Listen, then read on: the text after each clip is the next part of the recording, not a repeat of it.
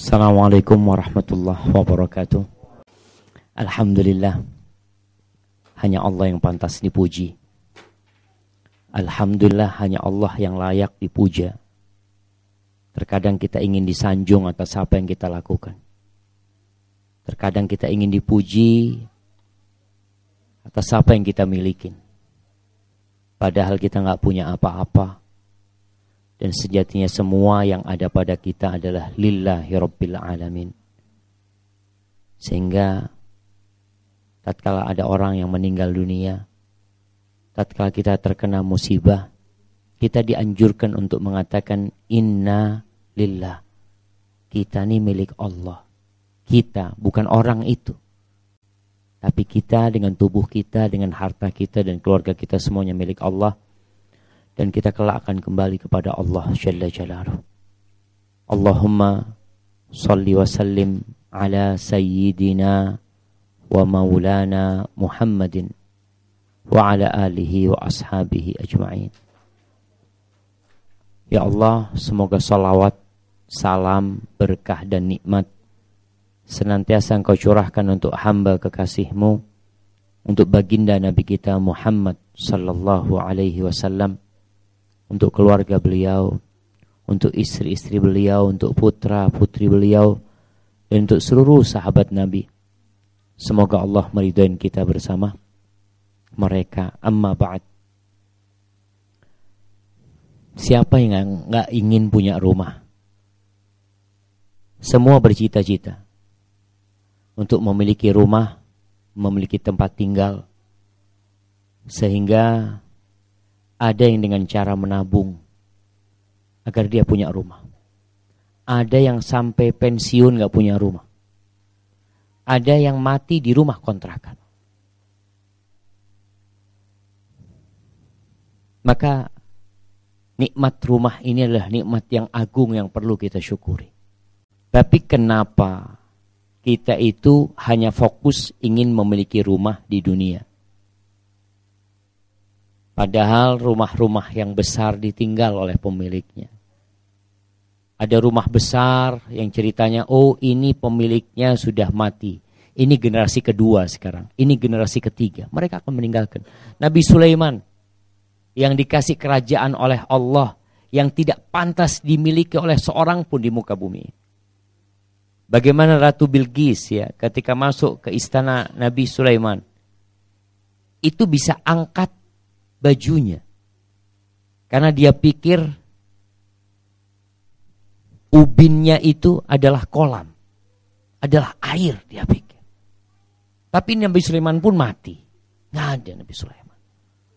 Di mana istana Nabi Sulaiman? Nggak ada. Orang mencari the King of Solomon ya. Dia cari harta Nabi. Nggak ada. Mau dicari di mana? Udah selesai.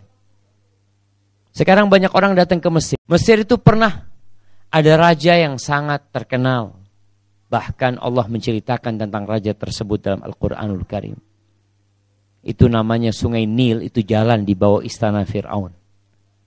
Tapi pertanyaannya, orang sekarang kalau datang ke Mesir, yang dia lihat apa?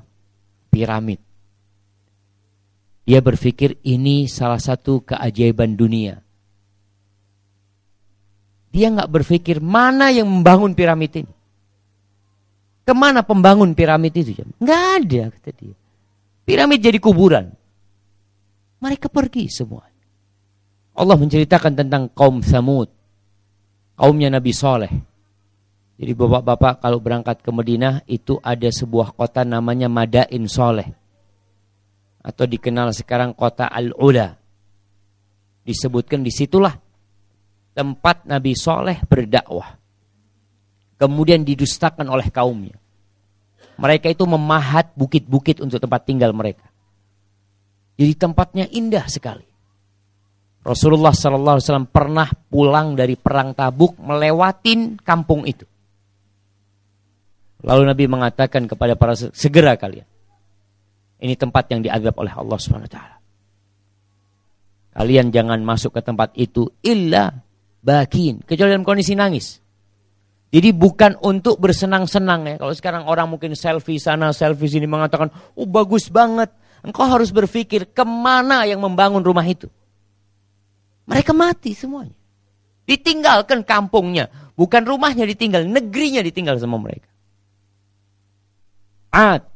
Allah mengatakan kepada kita di surat Al-Fajr. Alam tara kaifa fa'ala rabbuka bi'ad.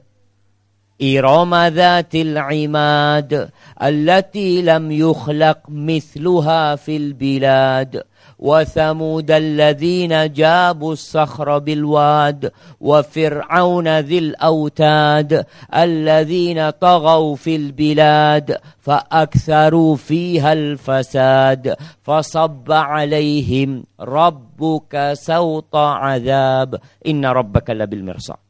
Kata Allah, apa kamu tidak melihat? Apa kamu belum melihat? Tentang apa? Tentang apa yang Allah lakukan kepada kaum Ad. Kaumnya Nabi Hud alaihissalam. Mereka tinggal di sebuah negeri yang dikenal Iram. Zatil Imad. Negeri 1000 tiang jemaah. Mereka punya tiang-tiang yang Allahu Akbar. Yang sekarang manusia nggak bisa bikin. Anda melihat satu tiang. Tingginya 10 meter. Di Turki. Anda ngelihat, apa mungkin ini ya salah satu tiangnya kaum Ad. Terbuat dari satu batu jemaah. 10 meter satu batu dipahat sama mereka. Gimana pada masa itu ngangkatnya mereka? Allah sebutkan Iram Dhatil Imad. Mereka punya tiang-tiang yang tinggi. Yang tentunya orang bangga sekarang. Antum kadang-kadang kalau kita melihat rumahnya orang kaya itu punya tiang yang besar depan rumahnya. Kemana mereka kata? Apa yang Allah lakukan kepada mereka? Hancur lebur mereka. Rumahnya hancur, yang tersisa hanya puing-puing mereka. Kaumnya Nabi Saleh. Kemana mereka? Fir'aun. Yang memiliki bala tentara yang besar sekali. Yang mereka biasa menindas rakyatnya. Kemana mereka? Allah timpakan azab, selesai jemaah. Jadi kalau kita berpikir hanya memiliki rumah di dunia, dan itu yang banyak dipikirkan oleh kita. Yang sampai nyicil orang. Yang sampai kadang-kala mereka melakukan apa saja untuk punya rumah. Berpikir punya rumah di tempat yang aman. Allahu Akbar jemaah. Siapa yang tidak mau punya rumah, tetangganya itu, ya kalau bisa Kapolri tetangganya. Dijaga, diamankan semuanya. Rumah-rumah seperti ya perumahan yang ada di sini dijaga sama satpam. Orang kepingin keamanan. Bagaimana kalau antum punya rumah bertetanggaan sama Allah Jalla Jalaluhu? Pernahkah antum berdoa minta, ya Allah minta rumah ya Allah di sisimu? Istrinya Fir'aun, Asiyah binti Muzahim. Ketika ketahuan dia beriman dengan Allah dan mengikuti Nabi Musa alaihissalam, dia hidup di istana Fir'aun. Tapi dia siap meninggalkan istana Fir'aun. Dia siap meninggalkan segala kenyamanan demi Allah Jalla Jalaluhu. Dia disiksa. Bagaimana istrinya Fir'aun ini dipaksa untuk keluar dari agama Allah. Dipanggil itu panglima perangnya Fir'aun. Kau siksa dia sampai dia keluar dari agama Islam. Itu ceritakan oleh para sejarawan bahwasanya istrinya Fir'aun ini diikat kaki dan tangannya di tanah. Kemudian dipecut, didera sampai mati. Ketika itu istrinya Fir'aun berdoa. Apa doanya? Rabbibnili indaka baitan fil jannah. Allah memberikan dua permisalan jamaah dalam Al-Quranul Karim. Di surah At-Tahrim ya. Wa daraballahu mathalan lilladzina amanu imra'ata Fir'aun. Istrinya Fir'aun. Idh qalat, ketika istrinya Fir'aun berkata, berdoa, Rabbibnili indaka ya Allah. Rabbibnili indaka baitan fil jannah. Wa najjini min Fir'auna wa amalihi wa najjini minal qaumil zalimin. Ya Allah, bangunkan buat aku di sisimu rumah di surga. Dia minta di sisi Allah rumah di surga. Wa najjini min Fir'auna wa amalihi, dan selamatkan aku dari Fir'aun ya Allah. Dan kerjaan dia. Dan selamatkan aku dari orang-orang yang zalim. Pertanyaannya, pernahkah kita dalam hidup membaca doanya istrinya Fir'aun? Sebagai pertanda antum memang ingin punya rumah di surga. Atau yang ada dalam benak kita itu selalu ingin punya rumah. Oh, ada rumah murah di sana dijual. Oh, ada lokasi yang bagus di sana kita ingin beli. Kita sampaikan kepada anak, nak kalau mau beli rumah di sana, nak. Ini itu macam-macam. Kapan kita menanamkan diri anak kita, nak, engkau nggak punya rumah di dunia, nggak apa-apa, nak. Yang punya rumah mati meninggalkan rumahnya. Pasti. Tapi paling nggak engkau punya rumah di surga Allah SWT. Pernah Sulaiman Ibnu Abdul Malik, khalifah, itu datang ke kota Madinah. Dia bertanya, adakah di kota Madinah ini yang masih pernah berjumpa dengan sahabat Nabi? Oh, ada, kata dia. Dipanggillah Abu Hazim. Dipanggil. Kemudian Sulaiman minta nasihat kepada Abu Hazim. Dia mengatakan, ya Abu Hazim, malana nakrahul maut. Kenapa kita kok benci sama kematian? Kenapa? Orang tuh takut sama kematian. Kata Abu Hazim, amartumud dunya wa kharrabtumul akhirah. Fakarihtum an takhruju minal umran ilal kharab. Kalian ini memakmurkan dunia kalian. Kalian bangun dunia kalian. Sedangkan akhirat kalian tinggalkan, gak pernah kalian pikirkan. Kalian gak pernah bangun akhirat kalian. Oleh karena itu kalian benci untuk meninggalkan rumah yang bagus menuju rumah yang buruk. Ya gak mau lah. Tapi kalau akhirat kalian makmurkan, kalian bangun di sana, rumah, istana, ada vilanya, ada kebunnya. Orang tuh siap mati. Berapa banyak orang kok siap mau kemana? Anak mau ke Batu. Kenapa? Ada apa di Batu? Oh, anak punya villa di sana. Anak punya kolam renang di sana. Anak punya kebun anggur di sana. Anak punya kebun apel di sana. Anak punya, sehingga dia kepingin ke sana. Tapi yang terjadi berbeda dengan kita. Kita ini akhirat kita nggak peduli. Antum subhanallah, untuk bangun rumah, orang itu siap mengeluarkan uang kadang-kala 1 miliar. Untuk rumah dia di dunia. Dia siap mengeluarkan 3 miliar. Kadang-kala anak berpikir ada rumah orang harganya 100 miliar. Ada yang 200 miliar. Siap dia.